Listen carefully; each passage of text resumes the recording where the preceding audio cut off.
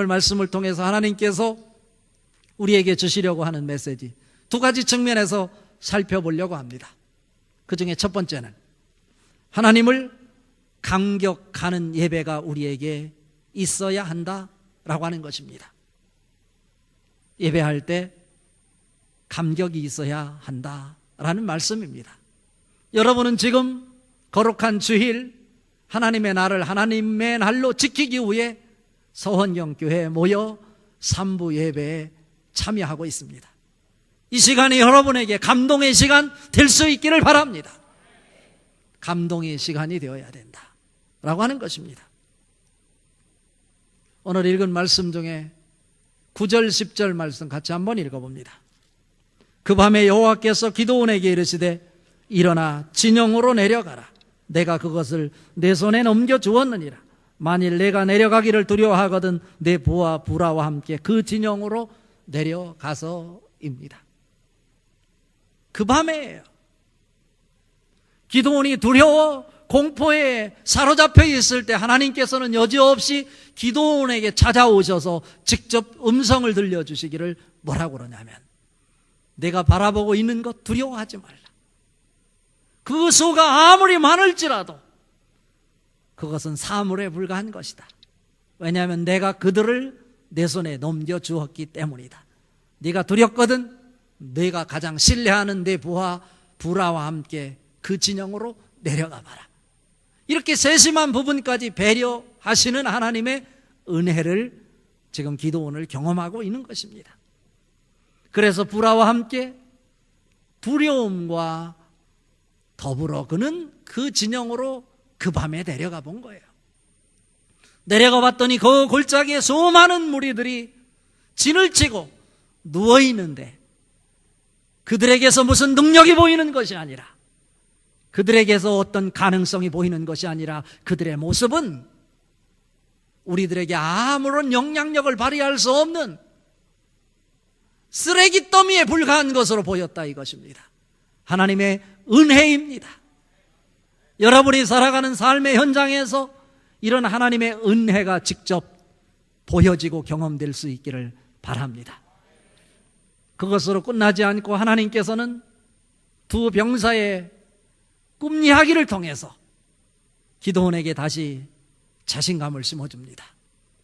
많은 병사와 많은 무기를 통해서 그들을 물리칠 거라고 생각하고 있었는데 기드온이 깨닫는 것은 하나님의 은혜 속에 자기를 되돌아다 보니까 그들을 물리치기 위해선 많은 병사와 새로운 신무기가 아니라 보리떡 한 덩어리면 충분했군요.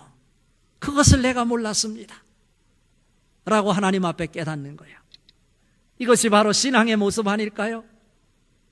여러분, 세상의 논리를 가지고 살아가지 마시기 바랍니다. 여러분이 이성적으로 모든 것을 판단하지 마시기 바랍니다. 이성을 뛰어넘는 것이 신앙인 거예요. 우리의 생각을 뛰어넘는 것이 믿음인 것입니다. 이 보리떡 덩어리에 이 사건을 무엇으로 우리가 설명할 수 있겠어요? 오늘 기드온이 경험하는 것이 바로 이것입니다.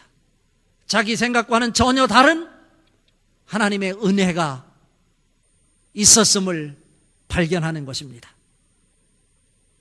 그는 곧바로요 하나님의 은혜를 경험하면서 가슴이 설레이고 감격이고 감동인 거예요.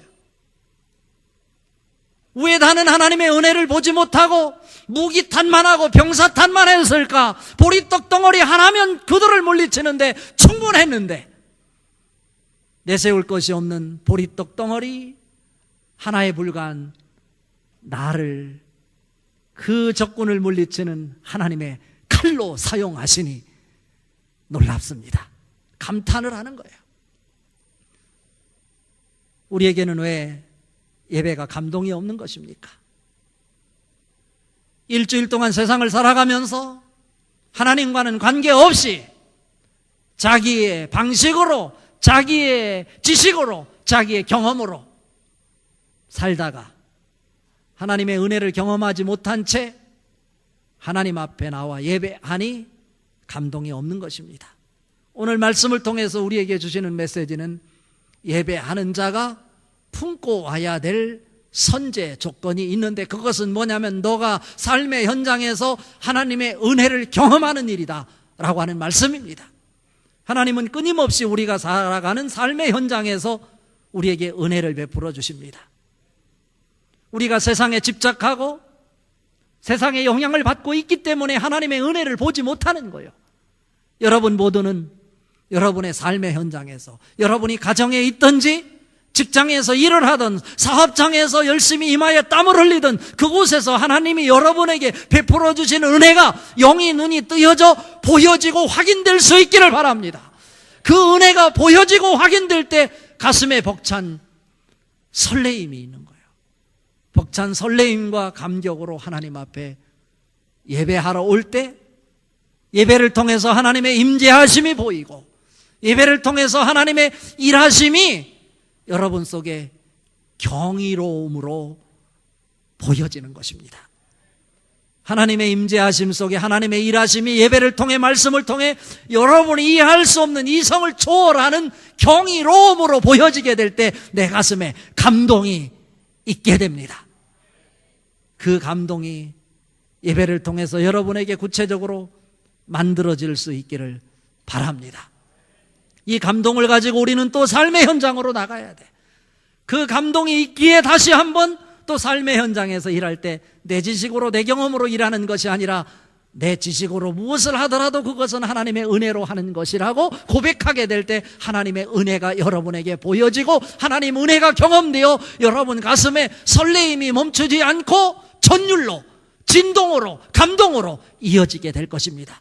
그 감동으로 은혜를 가슴에 품고 다시 하나님 앞에 나와 예배하게 될 때 그 감동이 하나님의 임재를 통해 큰 능력으로, 기적으로 여러분에게 나타날 것입니다. 예배를 통해서 하나님의 임재가 나타날 때 여러분의 연약한 부분이 치료될 것입니다. 여러분이 문제를 안고 있었던 것이 예배를 통해서 해결될 것입니다. 오늘 기도원이 얘기지도 않았던, 상상지도 못했던 것, 하나님 말씀 하나 붙잡고 자기 부하, 부하를 데리고 그 적들이 있는 진 앞으로 갔다가 그곳에서 두 병사를 만날 거라고 누가 생각을 했어요. 하나님이 준비시켜 놓은 것입니다.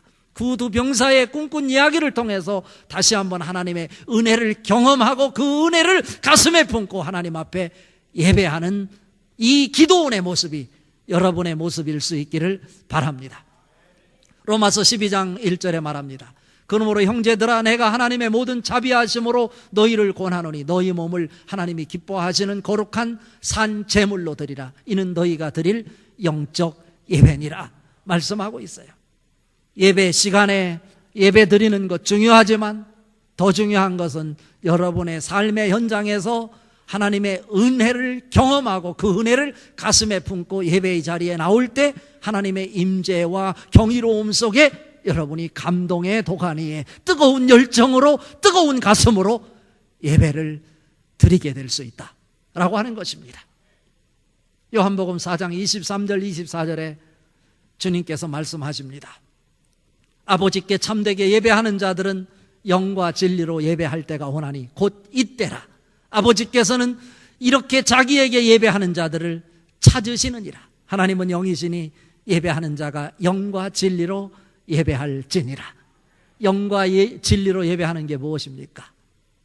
세상의 방식이 아닌, 나의 이성이 아닌, 모든 것을 십자가에 못 박고 오직 하나님만 바라보고 하나님 은혜를 경험한 자가 하나님 말씀 속에서 하나님의 일하심을 바라보고 그래서 하나님의 경이로움을 경험하는 것. 그럴 때 그 경이로움 속에 하늘의 빛이 비치고 하늘의 빛이 비칠 때 여러분의 육체적인 질병, 영적인 질병, 인생의 피폐함, 영적인 기갈이 다 치료될 것입니다. 그 축복의 예배를 통해서 치유로, 여러분의 사명의 회복으로 되살아날 수 있기를 바랍니다. 이것이 하나님의 은혜예요. 로마서 12장 3절에 이렇게 말합니다. 내게 주신 은혜로 말미암아 너희 각 사람에게 말하노니 마땅히 생각할 그 이상의 생각을 품지 말고 오직 하나님께서 너희 각 사람에게 나누어 주신 믿음의 분량대로 지혜롭게 생각하라 말씀하고 있어요. 우리의 분수를 넘지 말라는 거예요. 내가 지식이 있고 내가 사회적 위치가 있고 그것도 다 하나님의 은혜일 것인데, 하나님의 은혜는 망각한 채 자기의 지식을 말하고 자기의 사회적 지위를 말한다면 하나님의 은혜를 보지 못하는 것입니다. 영적 시스템이 작동되지 않고 있는 것입니다. 여러분이 어떤 모습, 어떤 모양이든지 사람으로 태어나서 사람으로 살고 있는 동안 우리 모두는 하나님의 은혜가 필요한 사람들입니다. 삶의 현장에서 여러분과 함께 하시는 하나님의 은혜가 넘쳐날 수 있기를 바랍니다. 그 은혜가 여러분에게 경험될 수 있기를 바랍니다. 그 은혜가 여러분 가슴을 울릴 수 있는 감격일 수 있기를 바랍니다. 그 감격을 가슴에 품고 예배의 자리에 나와 말씀을 통해 감동을 만들어낼 수 있는 하늘의 주인공들 될 수 있기를 바랍니다. 시편 16편 8절 이하에 이렇게 말하죠. 내가 여호와를 항상 내 앞에 모시며 그가 나의 오른쪽에 계심으로 내가 흔들리지 아니하리로다. 그러므로 내 마음이 기쁘고 내 영도 즐거워하며 내 육체도 안전히 거하리니 이는 주께서 내 영혼을 스올에 버리지 아니하시며 주의 거룩한 자를 멸망시키지 아니할 것이미로다. 주께서 생명의 길을 내게 보이시리니 주의 앞에는 충만한 기쁨이 있고 주의 오른쪽에는 영원한 즐거움이 있나이다. 할렐루야.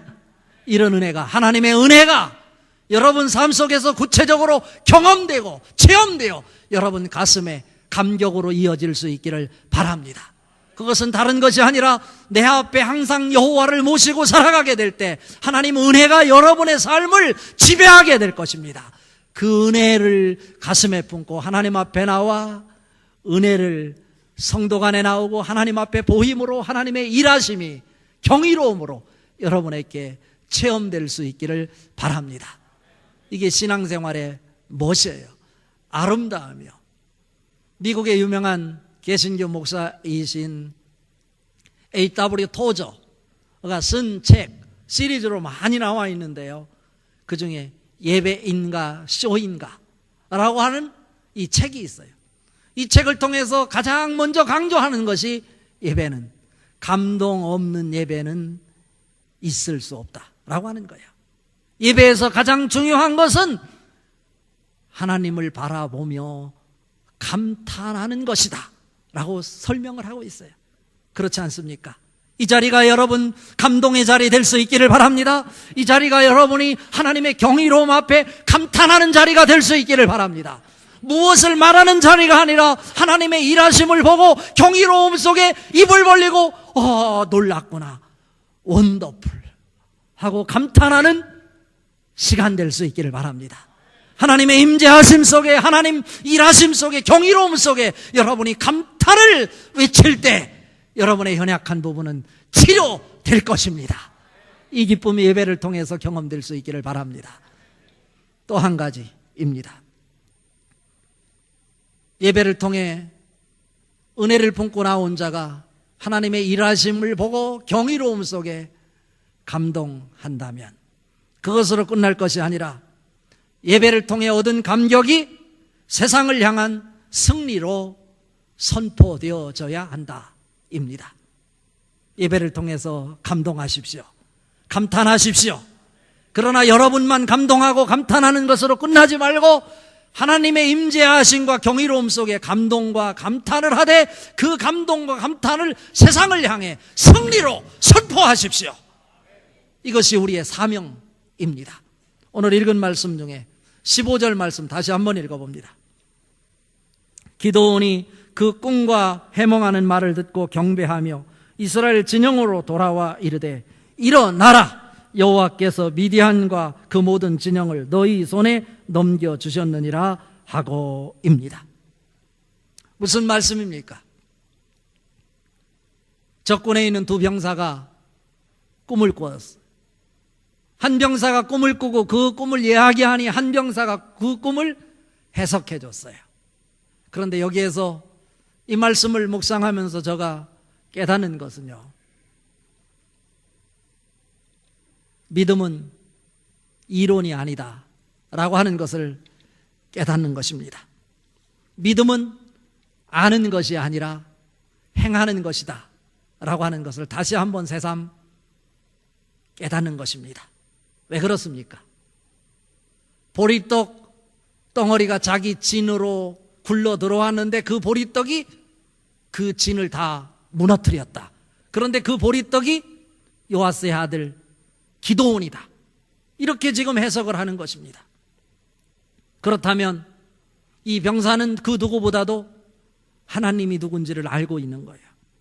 기드온이 하나님의 사람이란 걸 알고 자기들이 그 기드온의 손에 넘겨져서 기드온에 의해서 우리가 다 죽게 될 것을 알고 있는 것입니다. 두려워하고 있습니다. 그것을 알고 있었다면 그는 어떻게 해야 됩니까? 그곳을 도망쳤던지 아니면 기드온에게 찾아와서 투항하는 일입니다. 그럴 때 그는 살 수 있었을 거예요. 여호수아 2장에 보면 기생 라합에 관해서 이야기가 나오잖아요. 정탐꾼 2명이 그곳에 들어왔을 때 하나님이 역사하심을 알고 있었던 기생 라합이 두 정탐꾼을 숨겨주잖아요. 그리고 그 정탐꾼에게 약속을 받죠. 이곳을 무너뜨릴 때 나를 기억해달라고, 우리의 가족을 기억해달라고.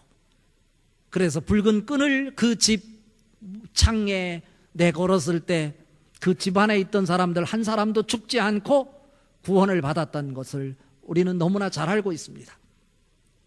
오늘 사건과는 전혀 대비되는 일입니다. 오늘 두 병사는 하나님이 일하시는 것 알고 있어요. 자기들의 숫자가 많지만 기드온에 의해서 멸망당할 것을 알고 있어. 그래서 두려워하고 있어. 그런데 그 대안을 찾지 못하고 두려워만 하고 있는 것입니다. 결국 기드온의 칼에 의해서 그들은 죽고 마는 것입니다.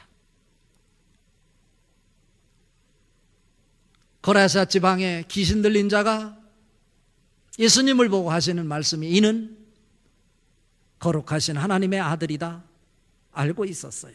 근데 하나님을 따르지 않았어요.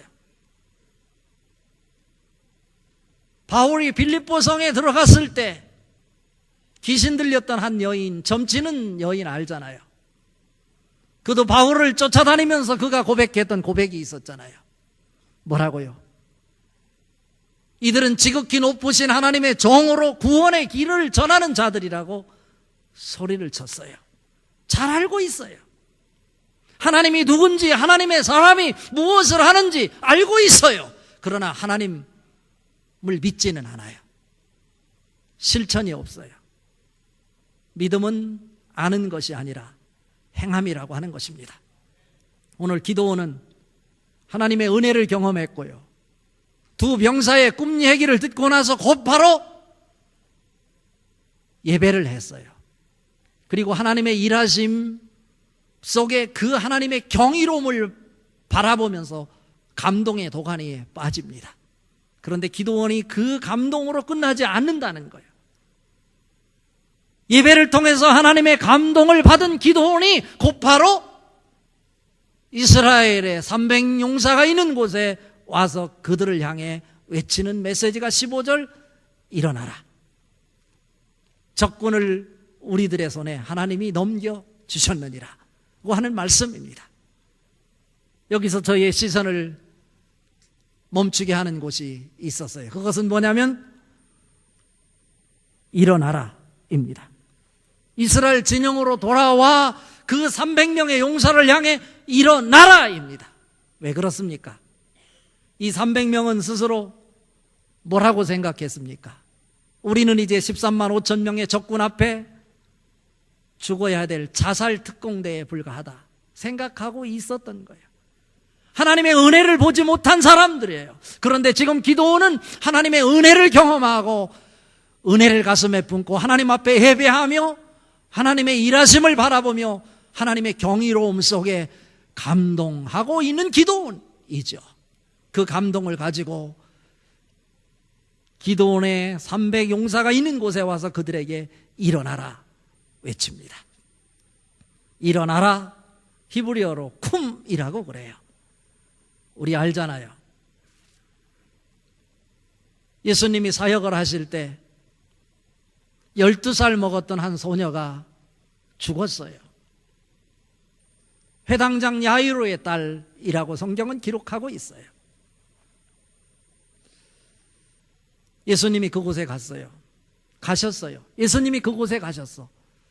가정에는 울음바다예요. 12살 난 아이가 죽었으니 얼마나 슬프겠습니까? 예수님께서 그곳에 있는 사람들을 향해서 이 아이가 죽은 것이 아니라 잠을 자고 있는 것이다 라고 말씀하셨어요. 그랬더니 성경에는 예수님을 향해 그들이 비웃었다고 기록하고 있습니다. 예수님께서는 그곳에 제자들을 다 데리고 가신 것이 아니라 야고보와 요한과 베드로를 데리고 가셨어요. 그리고 그의 부모와 이 세 제자를 데리고 그 아이가 있는 방으로 들어가서 그 아이의 손을 잡으며 예수님께서 하시는 말씀이 달리다쿰 하셨어요. 달리다쿰은 달리다, 소녀라고 하는 뜻이에요. 소녀야 쿰 일어나라 하니 소녀가 일어났습니다. 이것이 예수님이 하시는 사역이에요. 오늘 또 이스라엘 백성들 어쩌면 자살특공대라고 생각하며 주눅 들고 여전히 두려움에 사로잡혀 있는 그들, 기도원이 하나님의 은혜를 경험하고 예배하여 감동을 받고서 다시 한번 그의 사명이 무엇인지를 발견하는 순간입니다. 그 300명의 두려워하고 있는 그들을 향해 가서 뭐라고 얘기합니까? 쿰입니다. 쿰. 일어나라 입니다. 하나님께서 적군을 우리 손에 넘겨주셨느니라 라고 지금 선포하고 있는 것입니다. 우리에게 주시는 메시지는 뭡니까? 예배를 통해서 하나님의 일하심을 보고 하나님의 경이로움 속에 여러분이 그동안 잠재웠던 것, 사명, 내가 해야 될 것, 하나님 앞에 드러내 보여야 될 것, 일으켜 세우시라는 하나님의 명령입니다. 여러분은 직분을 받는 순간 하나님의 사명자입니다. 고린도전서 4장 1절 2절에 사람이 마땅히 우리를 그리스도의 일꾼이요 하나님의 비밀을 맡은 자로 여길지니라. 2절에 그리고 맡은 자들에게 구할 것은 충성이니라.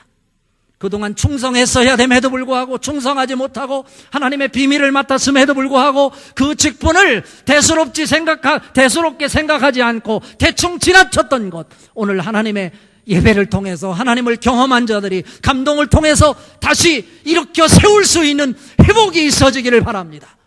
하나님이 창조하신 창조의 목적에 따라 여러분이 회복되기를 원하십니다.